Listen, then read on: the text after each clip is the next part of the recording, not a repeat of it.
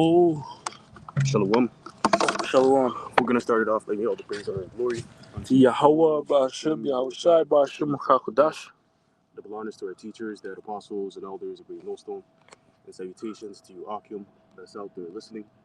Push you forth this word with truth and sincerity. And if you Akwaf as well, let's listen with sincerity.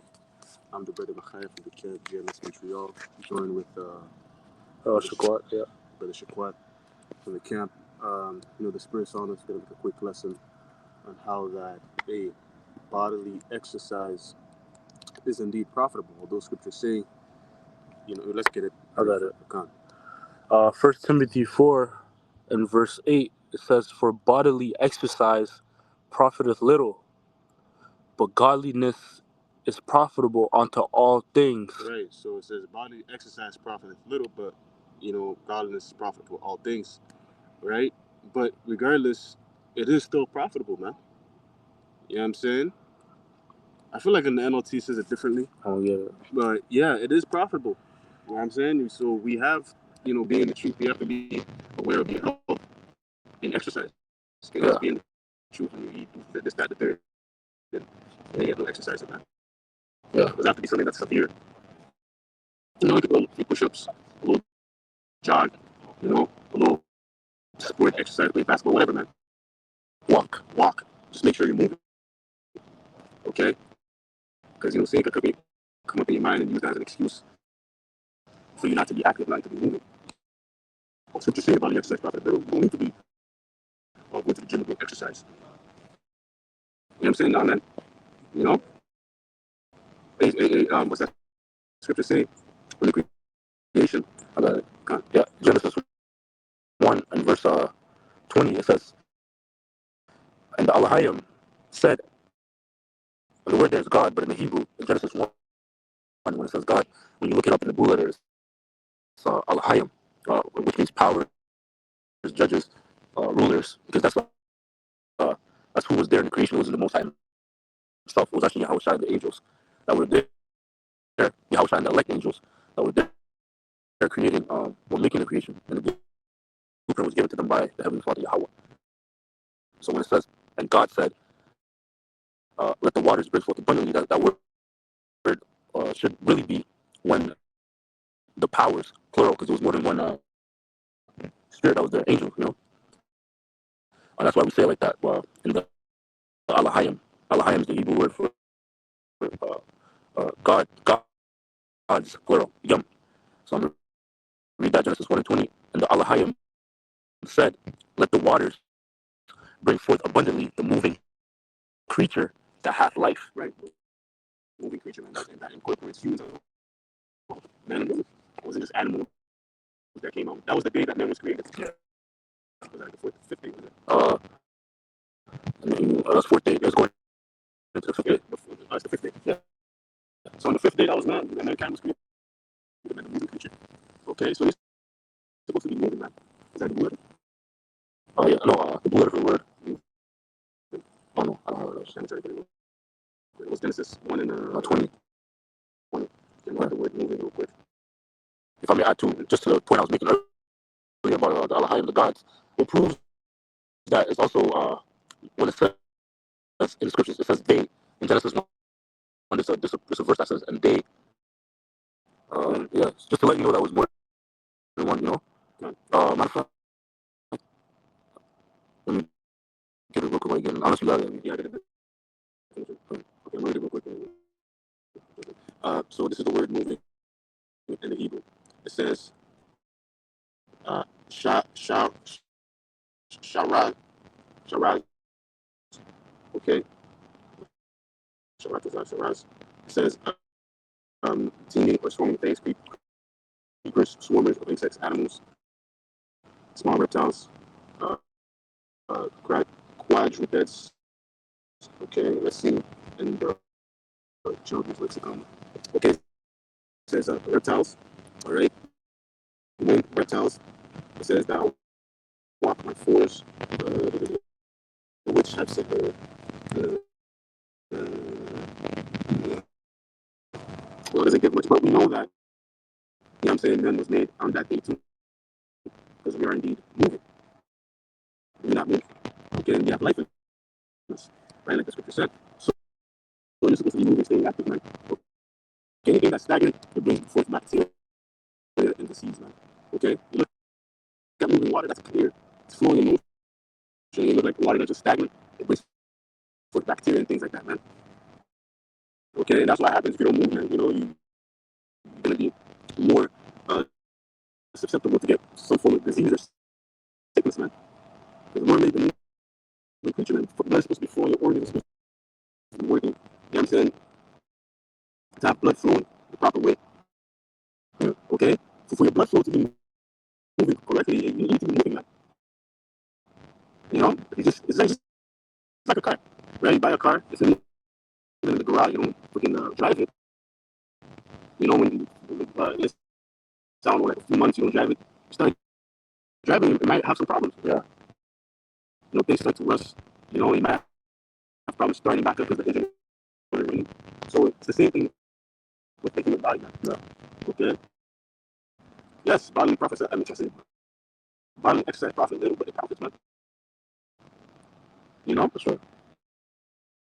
you got what you're looking No, my phone's bugging. But just to add to your point, with the moving car, letting it sit, which is not a good thing. Because when you start the car, you start the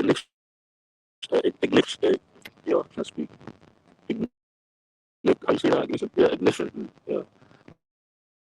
There's a spark. Like it ignites a spark, which is a fire. But that's what's in you. Your spirit's a fire, right? And to keep that, like, to keep the car moving warm, like you're keeping up with you're pretty much heating the car. You're keeping it hot. And the only way you can do that is by moving it, moving the car, driving it, actually driving it, putting mileage on it. But that's the same with your spirit. Like the brother was going into. You have to. It kindles a fire because that's your heart. Your heart too. It has to beat. Yeah, it has to pump a certain amount of a certain pace for blood to really push through your system. especially in this fucking society, man, where the food is poisonous. This is like it says in the secret way, you don't try to follow the king's house. Yeah, You gotta look at things to like combat that, bro. Like, yo, eating fucking this poisonous food and you're using it, not exercise for get out these toxins in your body, man. You know, yeah, we have to be better than Esau this game, bro. Yes, the spirit covers us, but we can't use that as an excuse to just do fucking folly, man. yeah, You know what I'm saying? Jake tends to get that lazy spirit, not want to do nothing, just wants to chill. But sometimes, man, you gotta do things that's uncomfortable to make you feel better. right. Oh, and there's a law against that. To just like stubborn, rebellious child, where he's just like being of no use in the house. That's being sluggard. Yeah, That's being sluggard. But that's the Lord doesn't like that. yeah. The Lord doesn't like somebody that just is still. You're not doing shit. You're taking up space. Do something. Mm-hmm. Yeah, because you said something that sparked an idea in my mind. Damn, it escapes me, bro. Fuck. Lord willing, it comes back. But that what I was into that. I have the NLT of Okay, come. they have 1 Timothy 4 and verse 8 NLT. Physical training is good, but training See, for physical training is good. It's good, man. Okay, yes, it's gonna be uncomfortable at first because the flesh doesn't like it. The flesh only likes comfort, but afterwards, you'll feel better, man. Yo, exercise a natural way, antidepressant. You lay down in the spirit, go for a full little jog. You come back, you feel better, bro. Most of brothers that like go to the gym, just like going to the gym, go to the gym. You feel way better. You come out. You know what I'm saying? You feel like you're ready to, like, you know what I'm saying? So the spirit is uh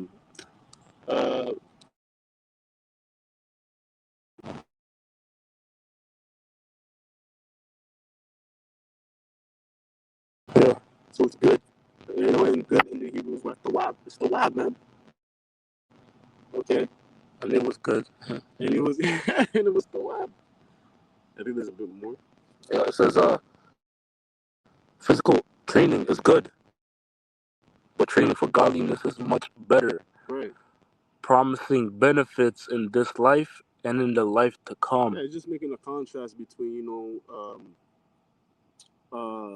striving for the godly things like, being the truth, whatnot. Things that are spiritual compared to just, staying in the physical. Okay, but we got the point. All right, is the fact that physical training is good. Okay, but godliness is better. That's the point that Apostle Paul was making. He's not saying, hey, physical exercise is not good, don't do it at all. No, it's good, bro. It profits. Little, but it does profit. Yeah. And Okay? you can use that to your advantage. Bro. The elder priest Shaman from New York, he did a lesson. There's something he mentioned in the lesson. Um, he said,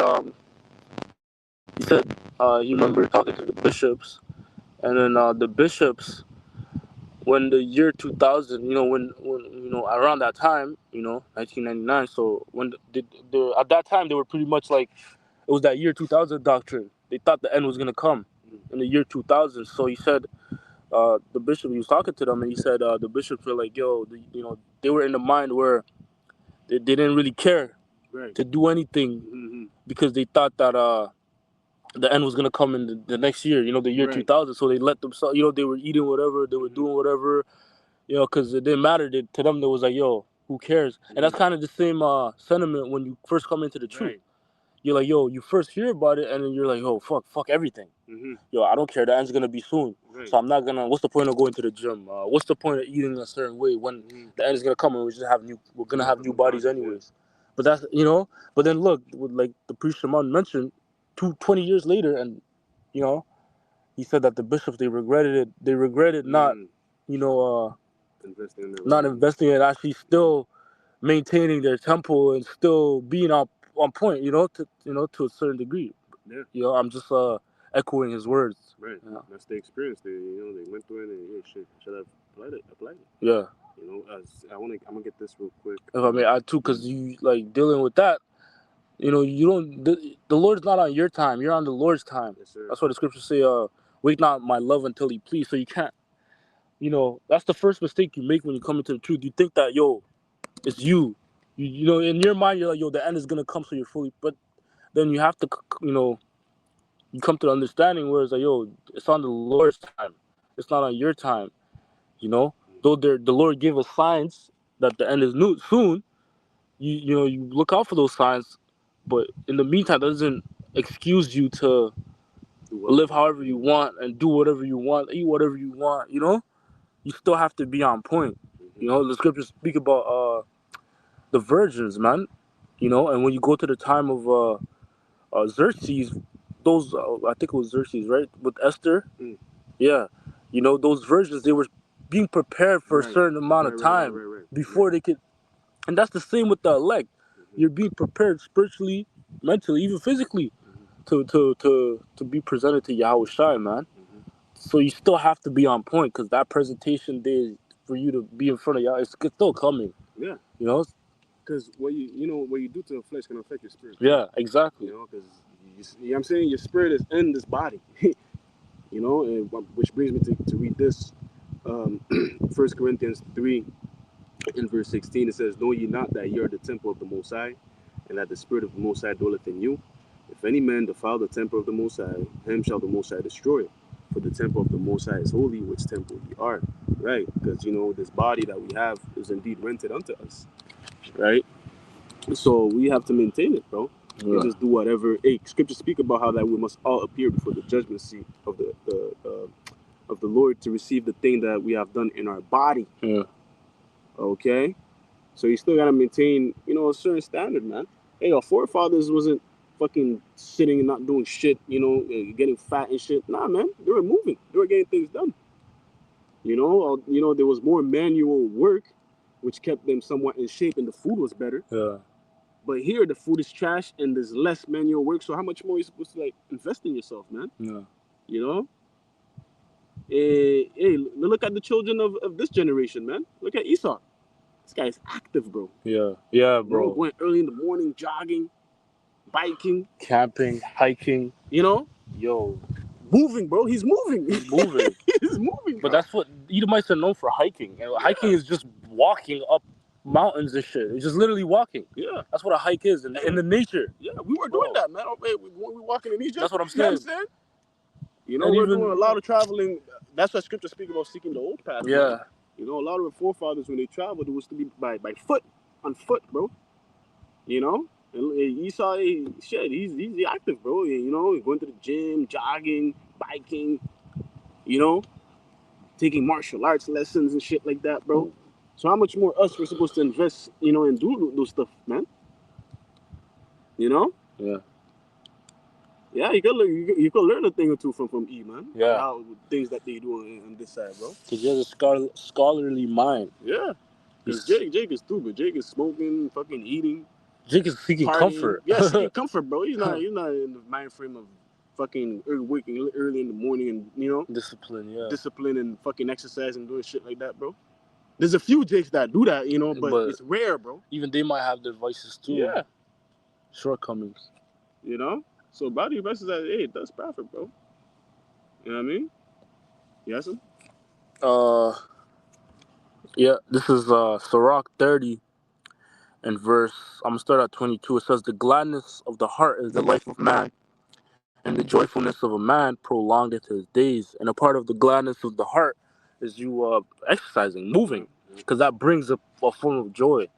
You know, because the way the Lord set up being on the earth here, it speaks about in the Ecclesiastes. It says you have to work for something, and then have you have pleasure in what you work for. You know what you put in the work for. It says for man labor and then to eat and drink. You know, but that's how the Lord set it up for you to grind, like work, put in time for whatever thing it is. And in our case, that we're going into, right, exercising. You know, putting in the time by getting up early in the morning, going to the gym, forcing yourself to get up and go for a walk. But you're gonna reap a benefit from that, and the benefit you reap is joy. Yeah. You know, feeling good. Yeah, and you look better too. When you look better, you look yourself in the mirror. Oh, yeah, I feel good about myself. Yeah. You know, it brings up your confidence. I like it. Yep. But yeah, verse 23 says, "Love thine own soul, and comfort thy heart." And there's healthy ways you can do that. Yes, sir. You know, like you don't have to. Eat fried food. That's what I'm saying. You don't have to get like you can literally go and get a quinoa salad. You know, and the salad will taste so good that okay, yo, that's decent. You can get what I like, the spanakopita.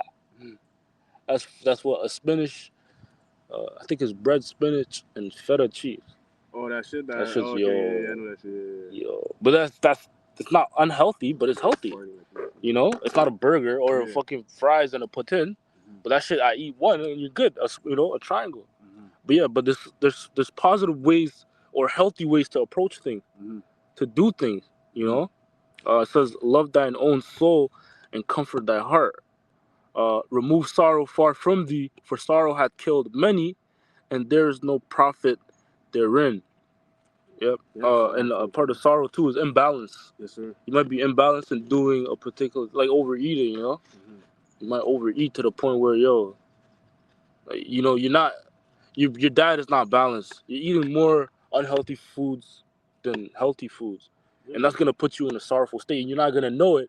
And being in that sorrowful state is gonna make you want to eat more fucking unhealthy food, bro. Comfort food. Comfort food. You're gonna want to comfort yourself more. You're supposed to be eating to get energy. You know what I'm saying? Not eat to fucking comfort yourself. You know? Go exercise. I don't know, man. Go watch some shit. I don't know. You know what I'm saying? Yeah, that's a way of comforting yourself too, man. Yeah. A positive way. You know? Yeah. There's more? It says, no, that's pretty much it. Okay, come. Yeah, we're gonna wrap it up here now. Come. Yeah, so yeah, man, we're gonna close it off there, man. Like I said, it's gonna be short. Okay, bring all the praise and our glory. To Yahweh, Ba'ashem, Yahushua, Ba'ashem, Rachadash. Lord willing, this lesson was edifying. Until next time, we're gonna say Shalom. Shalom.